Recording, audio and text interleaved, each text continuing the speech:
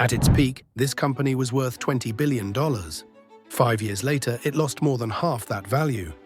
How does an empire built on sweat start to crack? Nike, Adidas, Puma, Lululemon. These names dominate the global sportswear arena, commanding billions in sales and the loyalty of athletes and fans alike.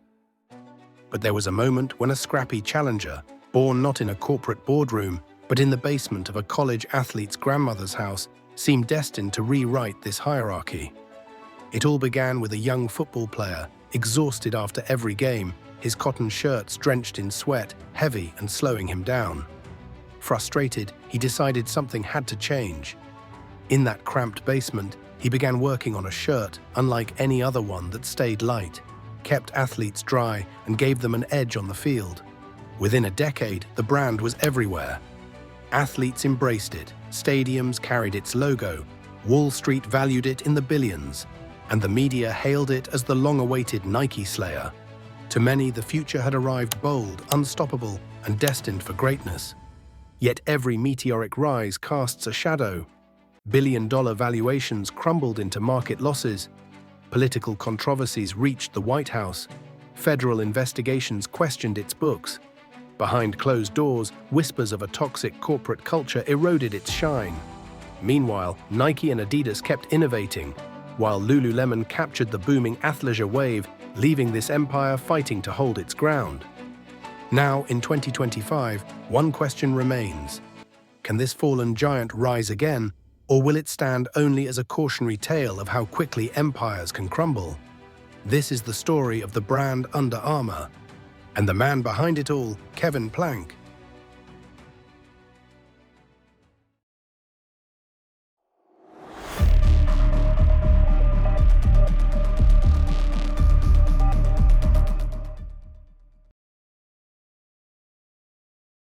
Kevin A. Plank was born in 1972 in Kensington, Maryland. His father, William, was a prominent land developer, and his mother, Jane, broke barriers by becoming one of the first female mayors in Montgomery County.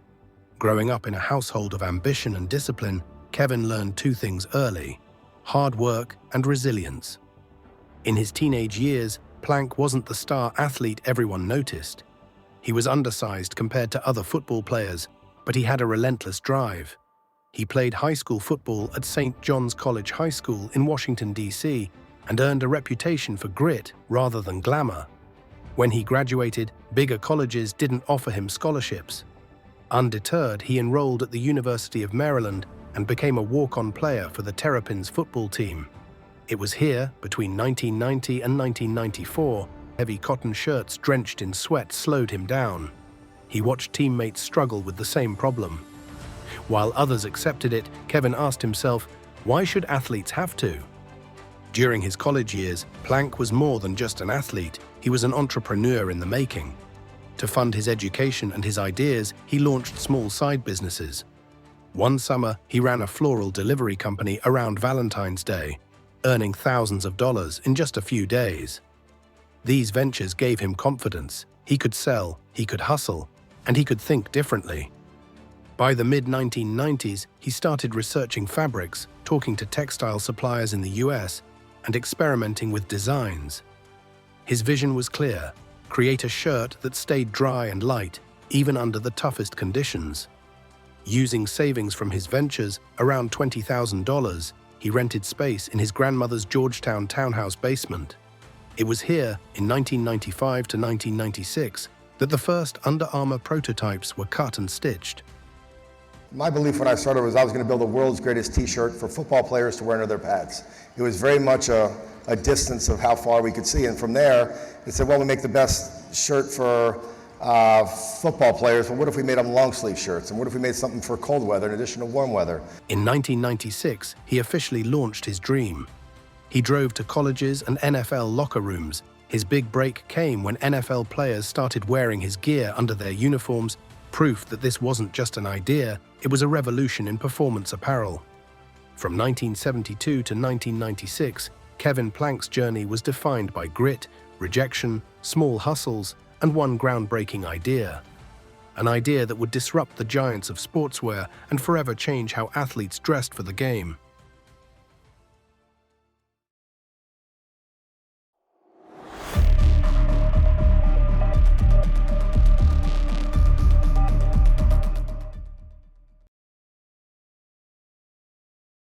By 1997, the small basement-born idea had already begun to spread. The first major breakthrough came when Georgia Tech's football team agreed to wear the new shirts. Soon after, other Division I programs followed, and orders steadily grew across college sports. By 1999, the NFL started taking notice. Professional players began wearing the gear under their uniforms, praising how light and dry it stayed compared to traditional cotton. That same year, Under Armour ran its first national commercial on ESPN during college football, introducing the rallying cry, "Protect this house." It wasn't just clothing anymore, it was becoming an identity. In the early 2000s, Under Armour's rise accelerated rapidly. In 2001, the company secured a licensing deal with the new XFL Football League. Though the league folded after one season, the national exposure gave Under Armour priceless visibility. By 2003, the company launched compression shorts and expanded its product range, with sales skyrocketing close to $200 million. In 2004, the brand went public, raising over $150 million in its IPO and becoming the first US sports apparel company in decades to hit Wall Street. By 2005, Forbes named Under Armour one of the fastest-growing businesses in America. NFL superstar Ray Lewis became the face of the brand, perfectly matching its tough, hard-hitting image. But Kevin Plank's ambitions went beyond clothing athletes. He wanted to build a global powerhouse. Behind the Wall Street excitement, Under Armour's business model and growth strategy carried its own unique strengths. The company relied heavily on wholesale distribution, selling bulk to retailers like Dick's Sporting Goods and Sports Authority. It operated a two-lane retail system, brand stores that showcased new products at full price, and outlet stores that cleared older inventory without damaging pricing integrity. From the beginning, Under Armour leaned into premium pricing. While competitors sold t-shirts for $10 to $15, Under Armour priced its moisture-wicking tees at $25. Its hoodies sold for $70, and jackets often topped $100. By the mid-2000s, the company's playbook was clear: grow its core apparel business, expand into footwear, and drive international sales. These three growth drivers became the foundation of Under Armour's strategy. The footwear journey began step by step. In 2006, Under Armour launched its first football cleats. By 2007, it had added baseball cleats. In 2008, it moved into training shoes. And in 2009, it finally entered the running market. Performance was praised: lightweight, durable, reliable, but style remained a persistent weakness compared to Nike's sleek, fashion-forward designs. Internationally, Under Armour tested the waters through Japan, where it licensed marketing and distribution to a local partner. After nearly 15 years, the Japan business finally crossed $100 million in sales, proving the brand could resonate overseas. By the late 2000s, Under Armour's crest was visible across stadiums and fields worldwide. The company signed deals with Notre Dame, UCLA, Tottenham Hotspur, Southampton, and even the US Olympic teams at Sochi and Rio. By 2010, Under Armour's revenues crossed $1 billion, a milestone that confirmed it was no longer a scrappy outsider, but a true rival to Nike and Adidas.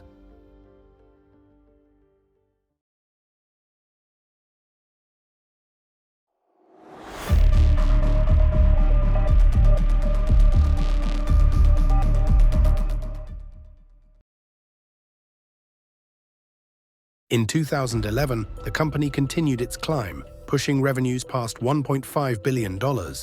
It expanded aggressively into footwear and women's apparel, both seen as essential for long-term growth. That same year, Under Armour became the official supplier of gear to the NFL Combine, putting its logo on the nation's biggest football stage and securing visibility among the next generation of stars. By 2012, revenues approached $2 billion. The company was ranked among the fastest growing in America. This was the year it began aggressively entering international markets, especially Europe and Asia, hoping to transform from a US-based challenger into a truly global player. The momentum carried into 2013, when Under Armour signed Stephen Curry, then a promising but not yet superstar NBA guard.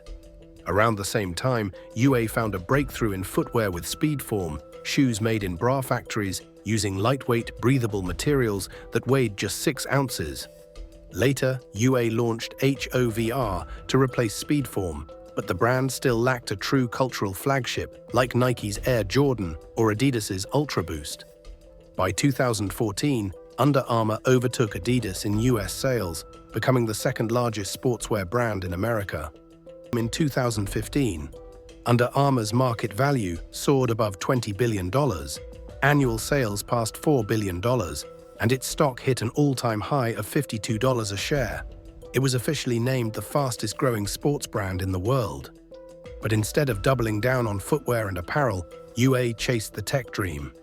It spent nearly $700 million buying MyFitnessPal, $475 million, Endomondo, $85 million, and MapMyFitness. Kevin Plank branded UA a tech company, betting on wearables and big data. But the gamble came with risks. In 2018, Under Armour disclosed that nearly 150 million MyFitnessPal accounts had been hacked, one of the largest data breaches in history.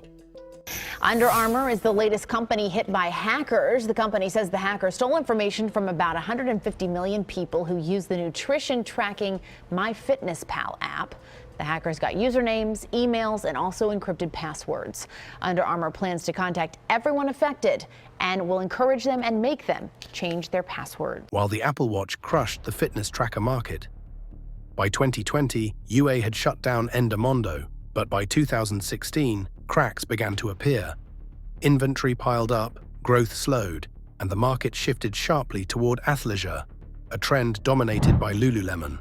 Under Armour's identity as a pure performance brand now looked outdated compared to the stylish everyday wear that younger consumers wanted.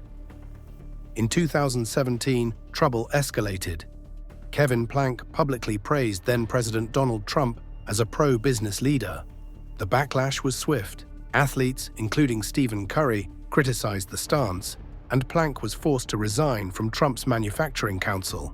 Passionate, he definitely, to have such a pro-business president is something that's a real asset for this country. I think people should really grab that opportunity. He loves to build. I don't think there's any surprises here, when you look at the president. So he wants to build things, and he wants to make bold decisions, and he wants to be decisive. And the controversy dented Under Armour's reputation among socially conscious customers. On top of internal scandals, the company also faced embarrassing headlines at the retail level. Police reports highlighted theft incidents at Under Armour stores, including one case where suspects stole over $3,400 in merchandise, and another widely reported outlet store theft where multiple suspects were wanted.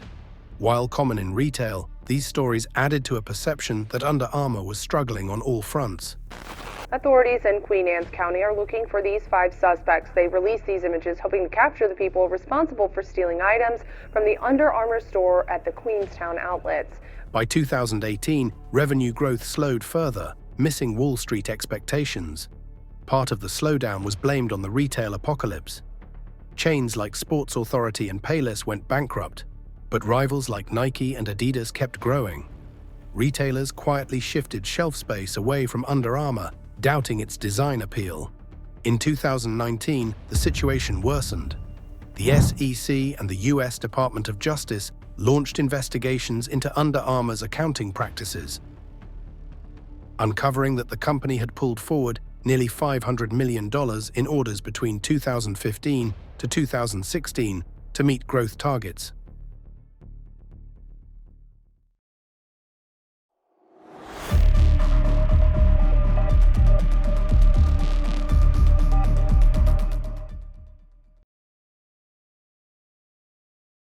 By 2020, the cracks in Under Armour's armor had become impossible to ignore.